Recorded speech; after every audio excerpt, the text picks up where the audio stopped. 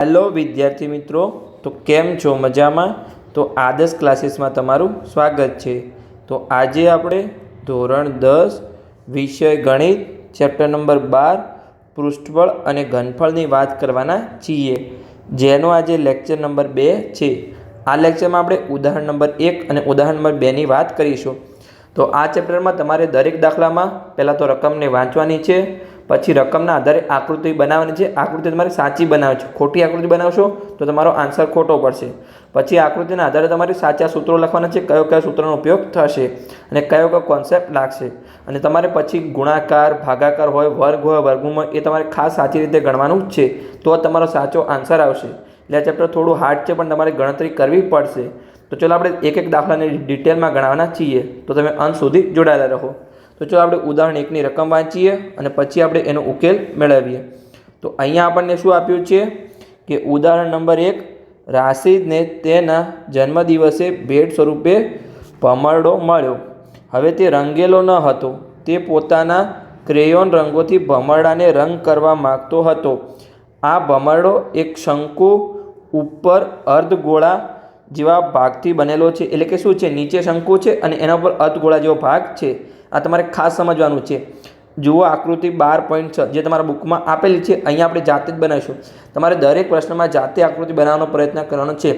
परीक्षा में तमने आकृति आपशे कि नहीं आपे एनुं कोई नक्की नथी। तो चलो आपणे आकृति जाते बनावવાની છે, ए तमारे खास ध्यान आपवानुं छे। पछी आपणे आगळ रकम वांचीए। भमरडानी कुल ऊंचाई 5 सेमी छे अने अर्धगोळानो व्यास 3.5 सेमी छे। तो भमरडाने रंग करवाना संपूर्ण भागનું पृष्ठफल शोधो। पृष्ठफल એટલે કે શું, ક્ષેત્રફળ આપણે શોધવાનું છે અને પાઈ બરાબર 22/7 લો। તો સૌપ્રથમ તો આપણે આકૃતિ બનાવીએ। આકૃતિમાં શું બનાવવાનું છે જુઓ, અહીંયા આપણને કીધું છે કે જ્યાં એક શંકુ ઉપર અર્ધગોળો જેવો ભાગથી બનેલો છે, એટલે કે પહેલાં આપણે શંકુ દોરીએ નીચે અને એના પર આપણે અર્ધગોળા જેવો ભાગ દોરીએ। તો આપણું અર્ધગોળાકાર ભાગ વર્તુળ છે, નીચે આપણે शंकु जो दोरी लईए। आ शंकु आपणुं बनी गयुं। आकृति तमारी खास नहीं बने तो चालशे, पण तमारे साची बनावी पड़शे। आकृति सारी नहीं बने तो चालशे, पण साची होवी जोईए। हवे आपणे आना पर अर्धगोळाकार भाग बनावी दईए। आपणो अर्धगोळाकार भाग छे, सिम्पली आपणो अर्धगोळाकार भाग बनी गयो छे। तो सौप्रथम तमने शुं कीधुं तो जुओ के भमरडानी कुल ऊंचाई 5 सेमी छे, એટલે કે શંકુ આકાર ભાગ અને અર્ધગોળાકાર બંને ભાગ થશે। એટલે કે અહીં આપણે લઈએ આની ટોચ, અર્ધગોળાકારની ટોચ ત્યાંથી લઈ અને નીચે સુધીની ઊંચાઈ કેટલી છે, અહીંયા 5 સેમી છે। તો ચાલો લખી દઈએ કે ભમરડાની કુલ ઊંચાઈ 5 સેમી છે।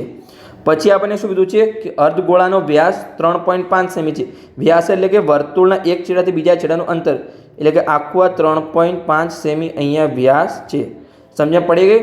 હવે જો આ 3.5 સેમી વ્યાસ છે, તો અર્ધગોળાની ત્રિજ્યા કેટલી બનશે, અહીંયા આપણે સાઈડમાં લખીએ કે त्रिज्या बराबर शू थशे, त्रिज्या बराबर व्यास भाग्या 2 थशे। केम के त्रिज्या हमेशा व्यासथी अर्धी होय अने व्यास त्रिज्या करता डबल होय। तो या त्रिज्या आर बराबर व्यास भाग्या 2। व्यास केटलो छे 3.5 सेमी, तो त्रिज्या 3.5 सेमी भाग्या 2 थशे। समझ पड़ी गई? तो अहींया जो આપણે કયા કયા સૂત્રનો ઉપયોગ થશે, તો અહીંયા જો આપણે શું કરવાનું છે, રંગ કરવાનો છે। તો રંગમાં શું આવશે, પહેલાં તો અહીંયા આપણે અર્ધગોળાની વક્ર સપાટીનું ક્ષેત્રફળ આવશે, કેમ કે નીચેનો જે વર્તુળવાળો ભાગ છે એ તો અંદર છે, બહાર નથી। બહારની સાઈડ પૃષ્ઠફળમાં શું હોય, વક્ર સપાટી આપણે બહારની સપાટી લેવાની છે। સમજ પડી ગઈ? એટલે આ જે વર્તુળાકાર ભાગ છે એ તો અંદર છે, એમને કલર થશે નહીં। સમજ પડી ગઈ? તો વક્ર સપાટીનું ક્ષેત્રફળ શું છે, 2πr²। અને પછી શું આપણે શોધીશું, શંકુની વક્ર સપાટીનું ક્ષેત્રફળ, કેમ કે શંકુનો વર્તુળાકાર ભાગ પણ અંદર છે, એટલે કુલ ક્ષેત્રફળ નહીં આવે, ખાલી વક્ર સપાટીનું જ આવશે। તો એનું સૂત્ર શું છે, πr²। આનો આપણે સરળો કરીશું। તો હવે આપણે કયા કયાની જરૂર છે, જો એક તો ત્રિજ્યાની જરૂર છે, બંનેની ત્રિજ્યા સરખી જ થશે, કેમ કે બંનેનો વર્તુળાકાર ભાગ સમાન છે। જો અલગ અલગ હોય તો અલગ અલગ ત્રિજ્યા લેવી પડશે। અહીંયા આપણે તિર્યક ઊંચાઈ L શોધવું પડશે। તો ચલો પછી આપણે L શોધીએ છીએ। તો ચલો આપણે પહેલાં તો શું શોધીશું, અહીંયા જો Lનું સૂત્ર શું છે, Lનું સૂત્ર છે વર્ગમૂળની અંદર r² + h²। હવે કોનો r અને કોનો h, તો આપણે L કોનું શોધવાનું છે, અહીંયા શંકુ માટે L શોધવાનું છે। તો પહેલાં તો આપણે શંકુની ઊંચાઈ શોધવી પડશે। આપણને h પણ ખબર નથી, r તો આપણને ખબર છે પણ h ખબર નથી। તો ચાલો આપણે શોધી લઈએ કે શંકુની ઊંચાઈ કેટલી થશે। આ જે 5 સેમી છે એ તો આપણે કુલ ઊંચાઈ આપેલી છે। તો અહીંયા સૌપ્રથમ તો આપણે શંકુની ઊંચાઈ શોધીશું। તો ચલો શોધીએ કે શંકુની ઊંચાઈ બરાબર શું થશે? જો આ જે કુલ ઊંચાઈ છે ભમરડાની, એમાંથી જે વર્તુળની ત્રિજ્યા, કેમ કે જો અહીંયાથી આ આર અંતર થશે ઉપર, જો આ ઊંચાઈમાં આર જ થશે, સમજ પડી ગઈ? તો આપણે ત્રિજ્યા બાદ કરવાની થશે. અર્ધગોળાની ઊંચાઈ અથવા ત્રિજ્યા તમે કંઈ પણ કહી શકો છો. તો ભમરડાની કુલ ઊંચાઈ માઇનસ અર્ધગોળાની ઊંચાઈ અથવા ત્રિજ્યા, અર્ધગોળાની ઊંચાઈ, કૌંસમાં તમે ત્રિજ્યા પણ લખી શકો છો, અર્ધગોળાની ત્રિજ્યા. તો ભમરડાની કુલ ઊંચાઈ કેટલી છે? જો અહીંયા 5 સેમી છે, તો 5 માઇનસ અર્ધગોળાની ઊંચાઈ, એની ત્રિજ્યા લેવાની છે. ત્રિજ્યા આપણે શોધી જ છે, અહીંયા 3.5 ભાગ્યા 2 છે, તો અહીંયા 3.5 ભાગ્યા 2. તો હવે આપણે શું કરીશું? અહીંયા બાદબાકી કેવી રીતે કરીશું? આપણે ચોકડી ગુણાકાર કરીશું. તો જો અહીંયા 5ની નીચે કંઈ નથી, તો 1, તો આનો ચોકડી ગુણાકાર કેવી રીતે થશે? 1નો ગુણાકાર 3.5 સાથે, 2નો ગુણાકાર 5 સાથે, નીચેલા 1 અને 2નો ગુણાકાર. તો ચલો સિમ્પલી કરી લઈએ. તો 5 ગુણ્યા 2 કેટલા થશે? ઉપર 10 થશે, તો 10, પછી માઇનસ 3.5 ગુણ્યા 1, 3.5 થશે, નીચે 1 ગુણ્યા 2, 2 થશે. તો 10માંથી 3.5 જાય તો કેટલા વધે? 6.5 વધે, ભાગ્યા 2. આનો તમે ભાગાકાર કરશો તો કેટલો મળશે? 6.5 ભાગ્યા 2. તો 6ના અડધા કેટલા થશે? 3, અને 0.5ના અડધા 25 થશે, કેમ કે અહીંયા 50 તમે 0 લખી શકો છો, એટલે 25 થશે. આ આપણને મળ્યું 3.5 સેમી. શું મળી? આ આપણને શંકુની ઊંચાઈ h મળી. હવે જો આપણે શંકુની તિર્યક ઊંચાઈ l શોધવાની છે. l શું? જો આ ત્રિજ્યા થશે, આટલા ભાગ ત્રિજ્યા થશે, પછી આ આપણી ઊંચાઈ h થશે, તો પછી આ આપણું l થશે, તિર્યક ઊંચાઈ.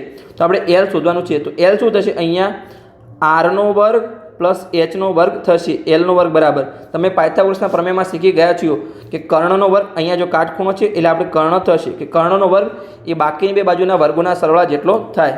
તો ચલો કરી લઈએ. અહીંયા કે આપણે શંકુની તિર્યક ઊંચાઈ, અહીંયા કરીએ શંકુની તિર્યક ઊંચાઈ l નો વર્ગ બરાબર શું થશે? જો ઊંચાઈ l નો વર્ગ બરાબર શું થાય?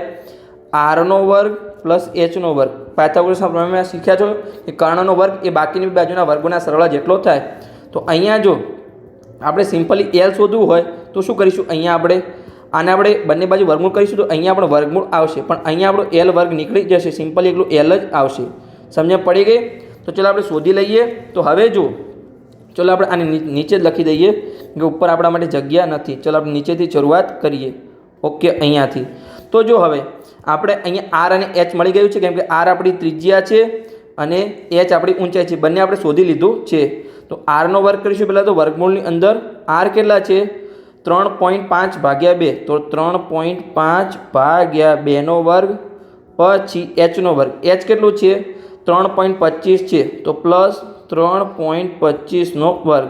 હવે જો 3.5 નો વર્ગ, તો એના માટે તમને એક શોર્ટ ટ્રીક કહું છું, કે જેનો એકમનો અંક 5 હોય એની તમારે શોર્ટ ટ્રીક કહું છું. અહીંયા જો 3.5 નો વર્ગ છે, તો પહેલાં આપણે શું કરીશું? 35 નો વર્ગ કરીશું, પછી આપણે પોઈન્ટ મૂકી દઈશું. તો અહીંયા જો 35 નો વર્ગ હોય તો તમારે શું કરવાનું છે?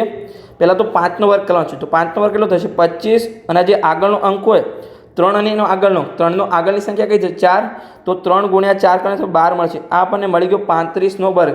પણ અહીંયા પોઈન્ટ છે, તો 3.5 ગુણ્યા 3.5 થશે, આનો વર્ગ થાય. તો અહીંયા પોઈન્ટ પછી એક અંક ને આ બીજો અંક, તો તમારે પોઈન્ટ પાછળ 2 અંક મૂકવાના છે, એટલે 12.25 આપણો ફાઇનલ આન્સર મળશે. તો ચલો લખી દઈએ આપણે વર્ગમૂળની અંદર. આ તમારી ટ્રીક બહુ કામ આવશે. ઘણા આવા દાખલા છે જેમાં એકમનો અંક 5 છે. આ ટ્રીક તમારે ખાસ ધ્યાન રાખવાની છે. અને જો તમારે ટ્રીક ના યાદ રાખી, તમે ગુણાકાર કરી શકો છો 35 ગુણ્યા 35. તો અહીંયા આપણને 12.25, અને નીચે જો 2 નો વર્ગ થશે તો 4 થશે. હવે આપણે જો અહીંયા ફરીથી 325 નો પણ વર્ગ છે, એટલે કે 3.25 ગુણ્યા 3.25. હવે જો આમાં પણ એકમનો અંક 5 છે, તો તમે પહેલાં શું કરવાનું છે? 5 નો વર્ગ કરવાનો છે. તો 5 નો વર્ગ 25, આગળની સંખ્યા શું છે? 32 છે.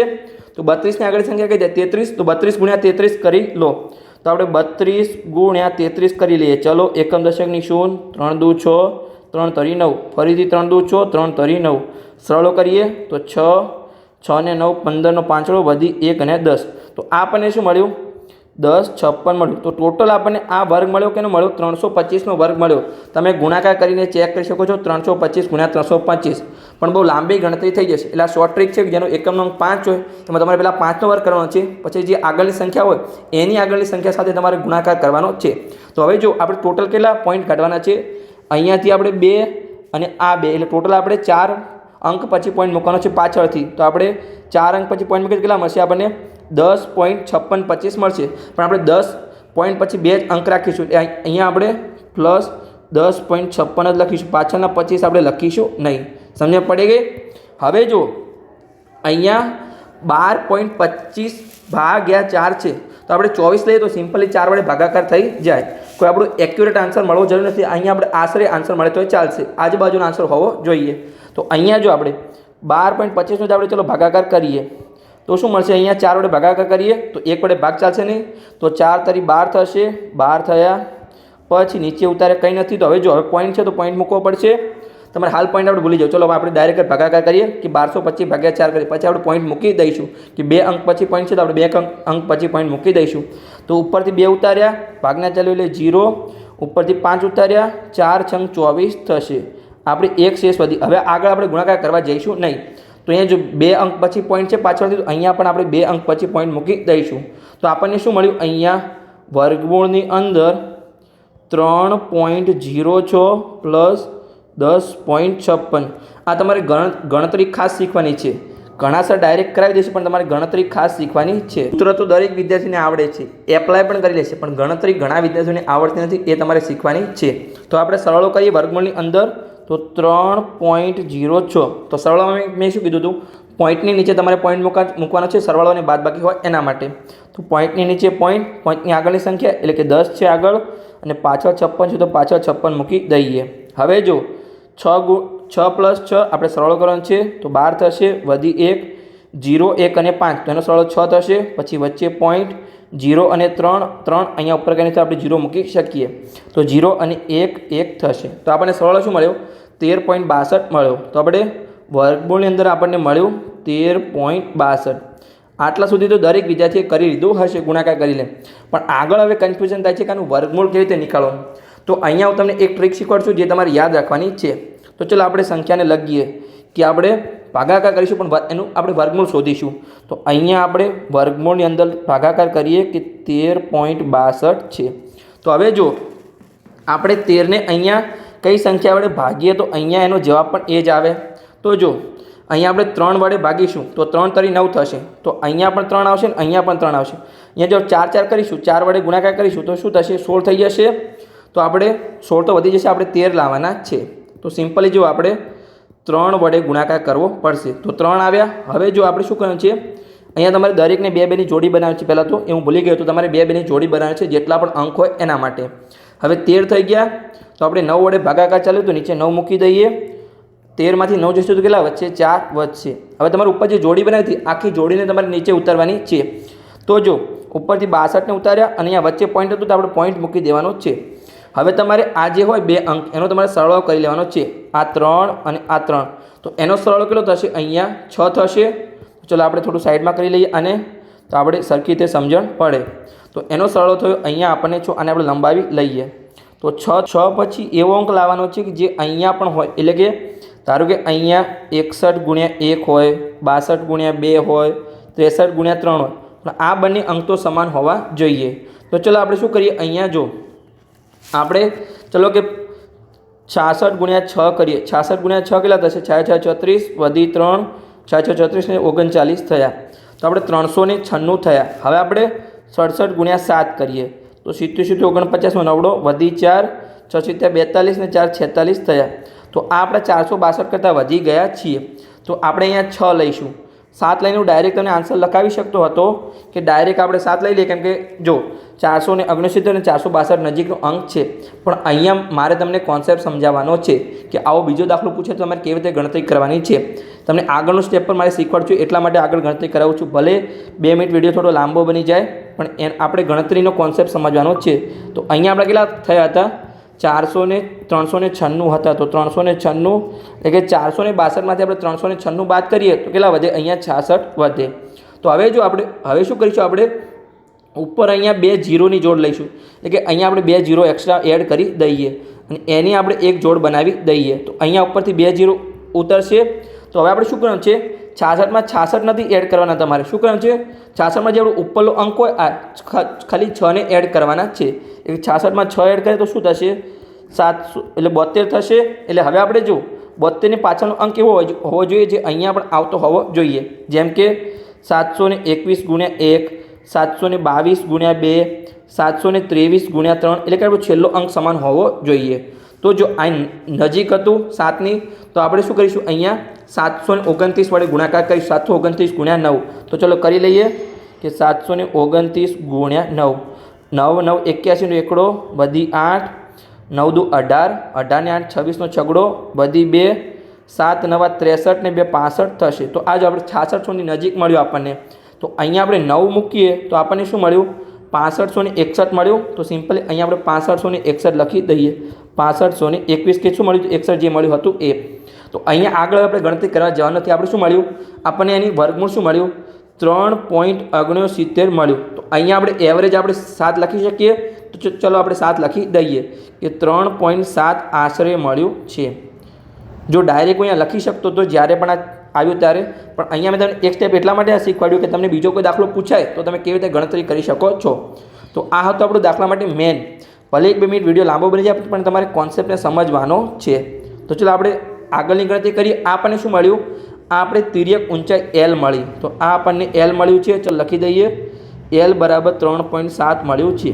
ઘણા વિદ્યાર્થીઓને આ જ આવડતું નથી, આ તમારે ખાસ શીખવાનું છે. આ દાખલો જ્યારે પણ ટેસ્ટ પેપરમાં ગમે ત્યારે પૂછે છે ત્યારે સ્ટુડન્ટને આવડતો નથી, એટલે આ તિર્યક ઊંચાઈ શોધતા આવડતો નથી, એ તમારે ખાસ સમજવાનું છે. સમજી ગયા? તો જો હવે આપણને શું મળી ગયું, ઊંચાઈ મળી ગઈ, ત્રિજ્યા મળી ગઈ, તિર્યક ઊંચાઈ મળી ગઈ. તો ડાયરેક્ટ આપણે જે શોધવાનું છે આપણે શોધી લઈએ. તો અહીંયા જો આપણે શોધવાનું શું છે કે જે રંગ કરવાનો છે, ભમરડાને રંગ કરવાના સંપૂર્ણ ભાગનું પૃષ્ઠબળ. એટલે પૃષ્ઠબળમાં શું આવશે, પહેલાં તો જો પહેલાં તો જે ઉપરનો ભાગ છે અર્ધગોળો, એનું આવશે વક્ર સપાટીનું ક્ષેત્રફળ એટલે કે પૃષ્ઠબળ, અને પછી આવશે શંકુની વક્ર સપાટી, કારણ કે વચ્ચેનો વર્તુળનો ભાગ અંદર છે, બહાર છે નહીં, એટલે બહારનો ભાગ એ બહાર આવશે નહીં, એટલે બંનેમાં વર્તુળનો ભાગ આવશે નહીં, એટલે વક્ર સપાટીનું ક્ષેત્રફળ બંનેમાં એડ થશે, એટલે ટોટલ આપણે રંગ થઈ જશે. તો ચલો બંનેને આપણે સરળ કરી અને શોધી લઈએ સિમ્પલી. હવે તો ખાલી સૂત્ર મૂકવાનું છે અને ગણતરી કરવાની છે. તો ચલો કરી લઈએ. અહીંયા આપણે કે ભમરડાનું કુલ ક્ષેત્રફળ અથવા તમે પૃષ્ઠફળ કહી શકો છો.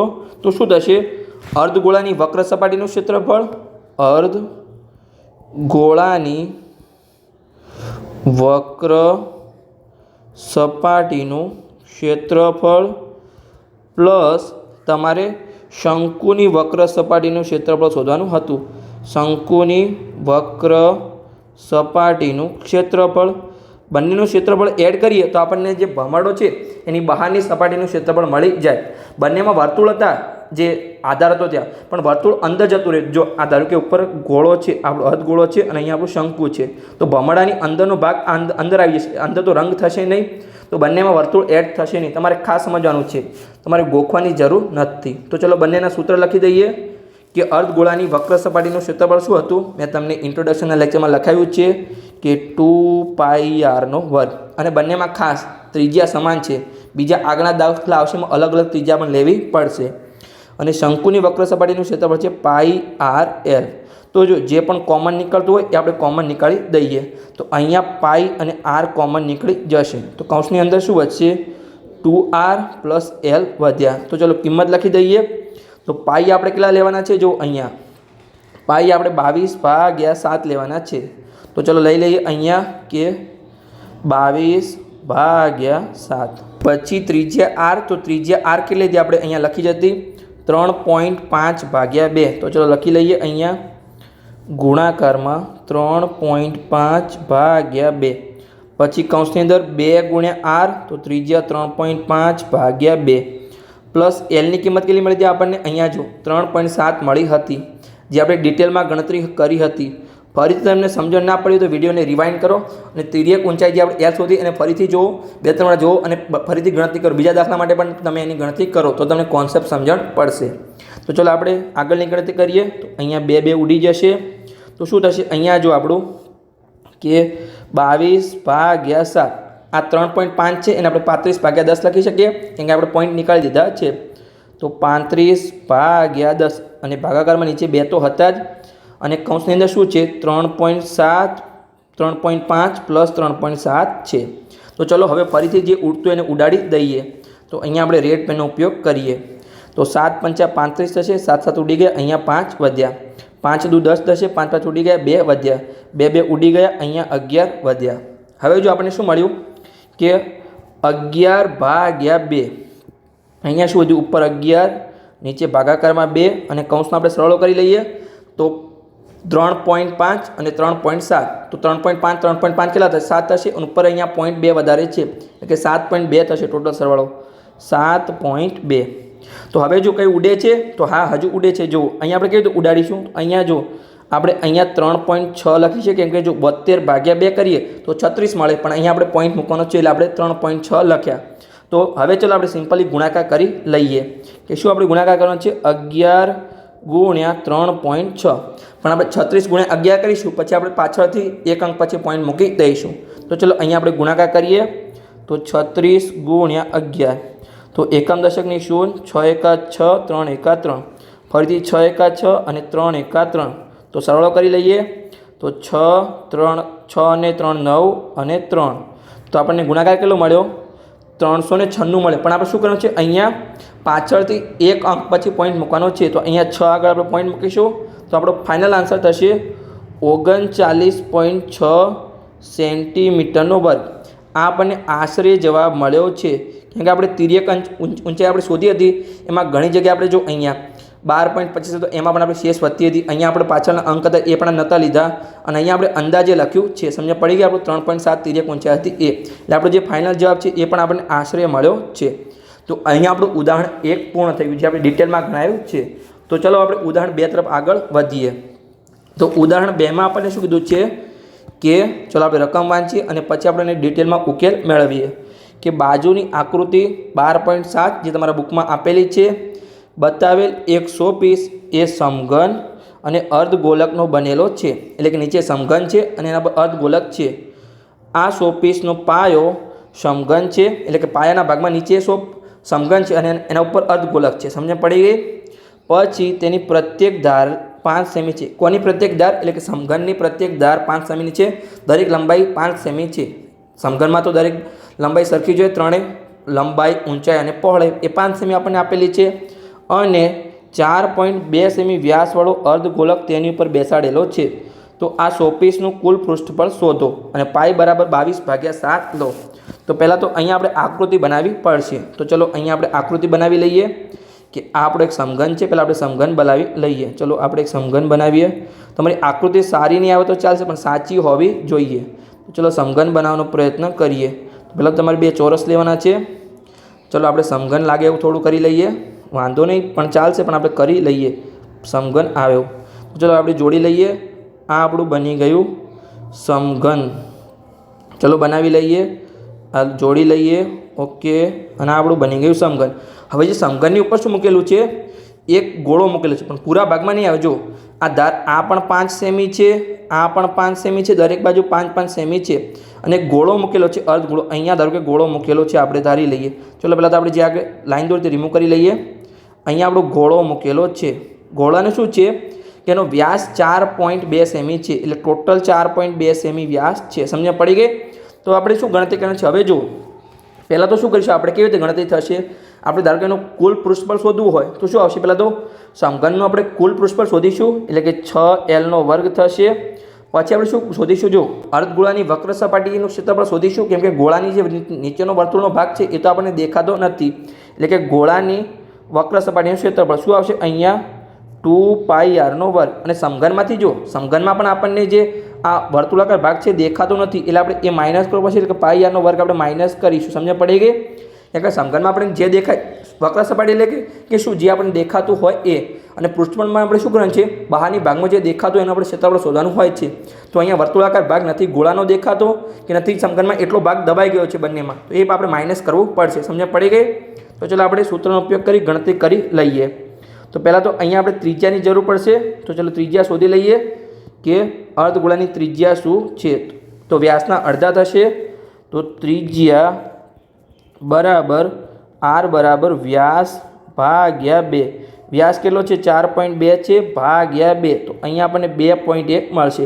42 ભાગ્યા 2 એટલે કે 21 મળશે, પણ આપણે પોઈન્ટ મૂકી દીધો છે વચ્ચે સિમ્પલી. સમજણ પડી ગઈ? તો ચલો આપણે 100 પીસનું પૃષ્ઠફળ શોધી લઈએ. અહીંયા કે 100 પીસનું પૃષ્ઠફળ, 100 પીસનું પૃષ્ઠફળ તમારે ગોખણથી સમજવાનો પ્રયત્ન કરવાનો છે. તો પહેલાં તો શું કરીએ આપણે?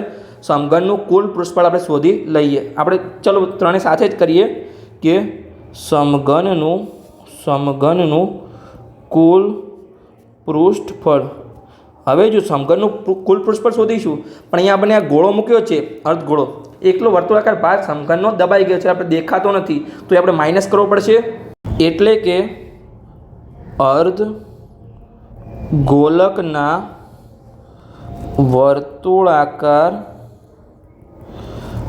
આધારનું ક્ષેત્રફળ આપણે માઇનસ કરીશું. ક્ષેત્રફળ તો આ આપણે ટોટલ જેટલું સમઘનનું દેખાય છે એટલું આપણે ક્ષેત્રફળ મળ્યું. હવે આપણે શું કરીશું? જે અર્ધગોલક છે એનું પણ આપણે વક્ર સપાટીનું ક્ષેત્રફળ શોધીશું, કેમ કે નીચેનો આધાર તો આપણને દેખાતો નથી. તો આપણે માઇનસ કરીશું, અહીંયા પ્લસ કરીશું, પ્લસ અર્ધ ગોલકની વક્ર સપાટીનું ક્ષેત્રફળ. વક્ર સપાટી એટલે કે આપણને જે દેખાતી હોય બહારની સાઈડ, નીચેનો આધાર દેખાતો નથી, તો એ આપણે વર્તુળને એડ કરીશું નહીં. વક્ર સપાટીનું ક્ષેત્રફળ ચલો કરી લઈએ. તો શું થશે? અહીંયા તો સૌપ્રથમ તો જુઓ, સમઘનનું કુલ ક્ષેત્રફળનું સૂત્ર શું છે? અહીંયા તમને ઇન્ટ્રોડક્શનના લેક્ચરમાં લખાયું છે 6 વખત L નો વર્ગ. પછી માઇનસ અર્ધગોલકના વર્તુળાકાર ભાગનું ક્ષેત્રફળ. વર્તુળાકારનું ક્ષેત્રફળ શું થાય? વર્તુળનું ક્ષેત્રફળ શું થાય? પાઈ આર નો વર્ગ થાય, તો એ આપણું માઇનસ થશે. પછી અર્ધગોલકની વક્ર સપાટીનું ક્ષેત્રફળ. વક્ર સપાટીનું ક્ષેત્રફળ શું છે? અર્ધગોલકની 2 વખત પાઈ આર નો વર્ગ. અને જો અહીંયા નીચેનો વર્તુળાકાર ભાગ દેખાતો હોય તો 3 વખત પાઈ આર નો વર્ગ થાત, પણ અહીંયા આપણે 2 વખત કરવાનું છે, કેમ કે એક વર્તુળાકાર ભાગ નીચેનો દેખાતો નથી. તો ચલો કરી લઈએ. તો અહીંયા જો પહેલાં તો 6L નો વર્ગ એમને એમ આવશે. અહીંયા જો 2 વખત વર્તુળાકાર 2 પાઈ આર નો વર્ગ છે, એમાંથી માઇનસ 1 પાઈ આર વર્ગ નીકળી જશે, તો પ્લસ 1 પાઈ આર વર્ગ રહેશે. હવે ચલો કંઈ પણ કોમન નીકળે છે, તો કંઈ પણ કોમન નીકળતું નથી અહીંયા. ચલો ગણતરી કરી લઈએ સિમ્પલી. કૌંસમાં 6 ગુણ્યા L શું છે? સમઘનની બાજુ છે. તો કેટલી છે? અહીંયા જો રકમમાં આપેલું છે, પ્રત્યેક ધાર 5 સેમી છે, એટલે સમઘનની દરેક બાજુ 5 સેમી છે, તો L અહીંયા 5 સેમી થશે. તો 5 ગુણ્યા 5, પછી ગુણાક પ્લસની નિશાની છે, પછી પાઈની કિંમત કેટલી લેવાની છે? રકમમાં કંઈ કીધું છે? જો અહીંયા 22 ભાગ્યા 7 લેવાનું છે. તો ચલો લઈએ. અહીંયા કૌંસની અંદર 22 ભાગ્યા 7, અને આર આપણે ત્રિજ્યા શોધી કેટલી મળી હતી? જો અહીંયા 2.1 સેમી આપણે લખી દઈએ. 2.1 સેમી આપણને મળી હતી.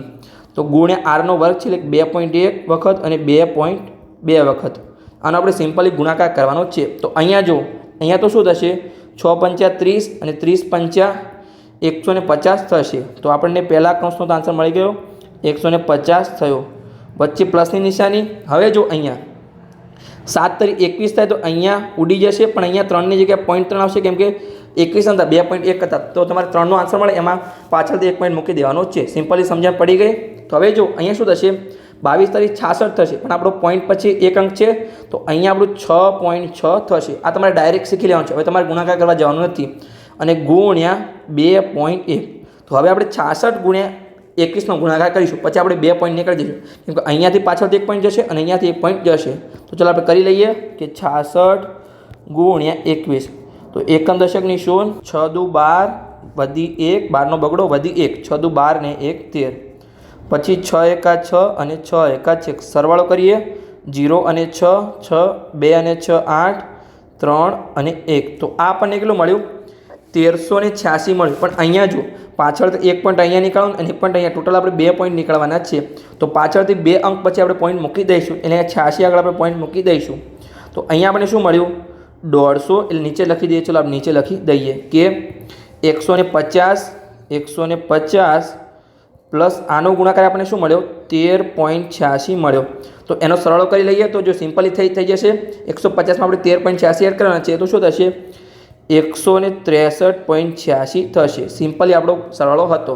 સમજણ પડી ગઈ. આપણે શું મળ્યું? સેન્ટીમીટરનો વર્ગ મળશે. આપણે શોપીસનું કુલ પૃષ્ઠફળનું ક્ષેત્રફળ મળ્યું. સમજણ પડી ગઈ. તો અહીંયા આપણું ઉદાહરણ 1 અને ઉદાહરણ 2 સંપૂર્ણ પૂર્ણ થઈ ગયા છે. જો લેક્ચર સારો લાગ્યો હોય તો ચેનલને સબસ્ક્રાઈબ કરી શકો છો અને તમારા મિત્રો સાથે વિડીયોને શેર પણ કરી શકો છો.